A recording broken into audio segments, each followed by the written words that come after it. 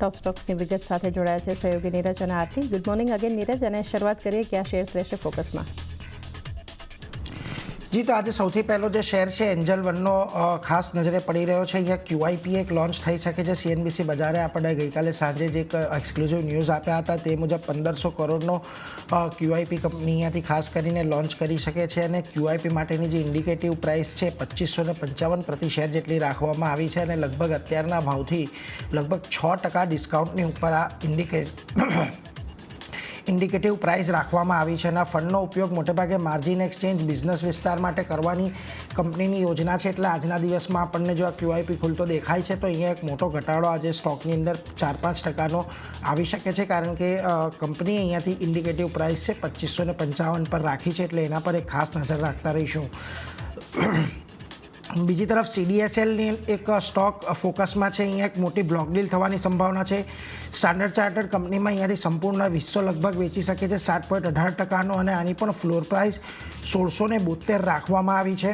ડીલની size લગભગ 1250 કરોડની શક્યતા છે. અને JP મોર્ગન આ ડીલ માટે અહીંયાથી બ્રોકર નિયુક્ત કરવામાં આવ્યા છે. એટલા માટે CDSL પર એક ખાસ ફોકસ રાખતા રહેજો. આજે અહીંયા આપણને ઘટાડો આવતો જોવા મળી શકે છે. જે રીતે સ્ટાન્ડર્ડ ચાર્ટર્ડ અહીંયાથી પોતાનો સંપૂર્ણ હિસ્સો વેચી રહ્યું છે. બીજી તરફ એસ્ટર DMનો સ્ટોક છે કે જ્યાં આગળ પણ એક બ્લોક ડીલની શક્યતા આજે લાગી રહી છે. 2000 કરોડની બ્લોક ડીલ અહીંયા થઈ શકે છે.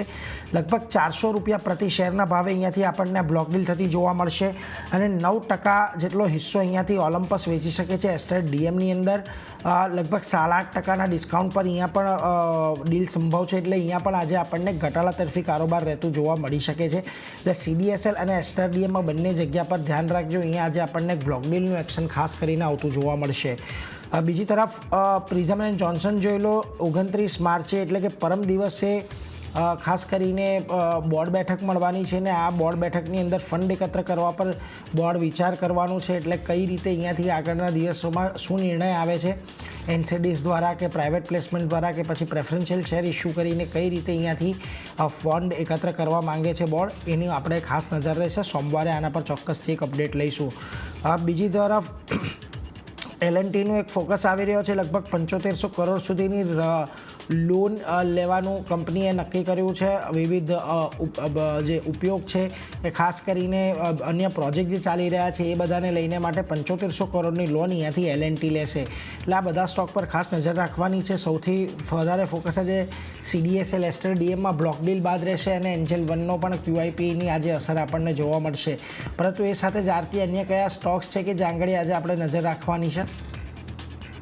શરૂઆત હું શ્યામ મેટાલિક્સ સાથે કરીશ. તો અહીંયા જે ફોકસ રહેતું જોવા મળશે. LOI અહીંયાથી મળતું દેખાયું છે કંપનીને. Natural resources energy private limited ને મહારાષ્ટ્રમાં માઇનિંગ લાયસન્સ મળ્યું છે ખાસ કરીને. અને ગડચિરોલીના સૂરજગઢમાં જે આયર્ન ઓર બ્લોક્સ મળ્યા છે તે પણ એક પોઝિટિવ સમાચાર છે. સાથે જ આ જે natural resources energy private limited છે તેમાં શ્યામ મેટાલિક્સની 49% ભાગીદારી છે. એટલે શ્યામ મેટાલિક્સ પર પણ આજે ફોકસ રાખવાનું રહેશે.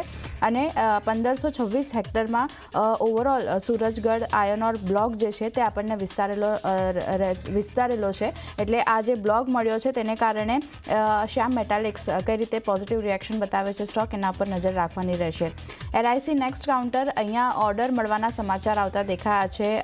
કંપનીને 16.16 કરોડનું GST ડિમાન્ડ ઓર્ડર મળ્યો છે. તેને કારણે LICનું કાઉન્ટર આજે ફોકસમાં રહેતું દેખાશે. ફાર્મામાંથી સિપ્લા આજે ફોકસમાં છે. અહીંયા મર્જરને મંજૂરી મળી છે તેના સમાચારના કારણે સ્ટોક ફોકસમાં રહેશે. સિપ્લાની સબસિડરી જે છે સિપ્લા USA INCને સિપ્લા ટેક LLCમાં મર્જ કરવા માટેની મંજૂરી મળતી દેખાઈ રહી છે. અને આ મર્જર માટે ખાસ કરીને રેગ્યુલેટર તરફથી મંજૂરી મળી છે. તો તેને કારણે આજે સિપ્લાનું કાઉન્ટર પણ ફોકસમાં રાખવાનું રહેશે. અપોલો પાઇપ્સની વાત કરી લઈએ તો અધિગ્રહણના સમાચારના કારણે સ્ટોક રિએક્શન બતાવી શકે છે. અપોલો પાઇપ્સે કિસાન મોડ્યુલિંગમાં અધિગ્રહણ કર્યું છે. અને 118.40 કરોડમાં 53.57% શેર્સ કેપિટલ અને વોટિંગ રાઇટ્સનું અહીંયાથી અધિગ્રહણ કરવામાં આવ્યું છે. તો તેને કારણે એક અપોલો પાઇપ્સના કાઉન્ટર પર પણ ફોકસ રાખવાનું રહેશે. અને છેલ્લે અદાની પાવરની વાત કરી લઈએ તો અહીંયા પણ અધિગ્રહણને મંજૂરી મળવાના સમાચાર છે. CCI પાસેથી અદાની પાવરને લેન્કો અમરકંટક પાવરના પ્રસ્તાવિત અધિગ્રહણને મંજૂરી મળી છે. તો તેને કારણે એક અદાની પાવરનું કાઉન્ટર પણ આજે નજરમાં રાખવાનું રહેશે. ગઈકાલે એક ઘટાડો આપણે જોયો હતો, પણ આજે કઈ રીતે સ્ટોક રિએક્ટ કરે છે આ સમાચાર બાદ ફોકસમાં અદાની પાવરનું કાઉન્ટર પણ રાખવાનું રહેશે. તો ચાંદની, આ બધા સ્ટોક છે જે નીરજે જણાવ્યા, બેન જણાવ્યા, બધા પર ફોકસ રહેશે. જી, તો આ બધા